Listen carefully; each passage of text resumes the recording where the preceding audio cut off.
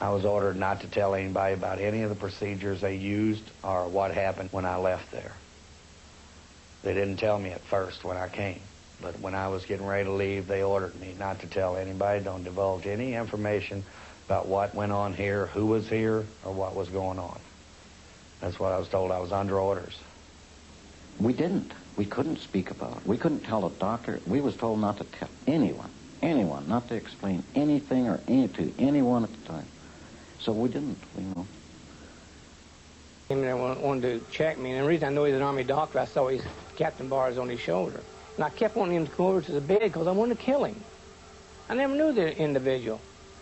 And I just begged him to come over to the bed. Because all I wanted to do was just kill him. So I reached over to grab the washpan to throw at him, and it's bolted down. And I really became violent then. And I couldn't get the washpan to move, and I couldn't get the nightstand to move. Everything was bolted down. Do you know Reaper! Do you know what day it is today, Cap? Yeah. What? What day of the week? Wait a minute, don't bug me. What the hell are you today, anyway? Are clearly bewildered and perplexed by what is going on inside their heads. They accept this without any particular outward show of distress. Do you feel the effects of the agent? Yes, I do. Are they quite strong, would you say, or mild? I don't know, I just like it in two different worlds. Now, this was an interesting test. I remember this volunteer well. His name is Heischen, and he was a young soldier who took part in some of our LSD trials. This shows how LSD causes a type of confusion which is quite different from BZ. In other words, the individual knows where he is, he can still speak, he can answer questions, but so many thoughts are going through his head at the same time that he can't sort them out. He can't even do simple subtraction. 7 from 98. Everything's moving.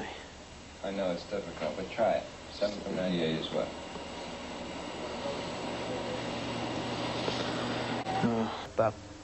Electrocephalogram, and had all the little wires in my head with the little clay and whatever, and they were measuring and they were asking. I was laying in this totally dark room on this bed with this strobe light over my head in the dark room, and this machine, I could hear this machine just grinding and running. And then they would ask you questions, and then when you would answer the question, they would want you to put your teeth together to short the machine out. So they would ask, they would go, that's when they would ask, you know, does your hand or your feet feel like it's no longer part of your body? And then they would turn the strobe light on, and that thing would start flashing real slow, and then it would go faster and faster. And pretty soon, all you would see is two giant pinwheels, just colored, multicolored wheels on the ceiling going in opposite directions, and then the whole bed is floating. I became really frightened because the... Try. Take 7 from 92. I was ordered not to tell anybody about any of the procedures they used or what happened when I left there. They didn't tell me at first when I came, but when I was getting ready to leave, they ordered me not to tell anybody, don't divulge any information about what went on here, who was here, or what was going on. That's what I was told. I was under orders. We didn't. We couldn't speak about it. We couldn't tell a doctor. We was told not to tell anyone, not to explain anything or to anyone at the time. So we didn't, you know. The volunteers kept their secrets. They left the Army's testing centers with no warning about the after effects of the drugs and compounds they received.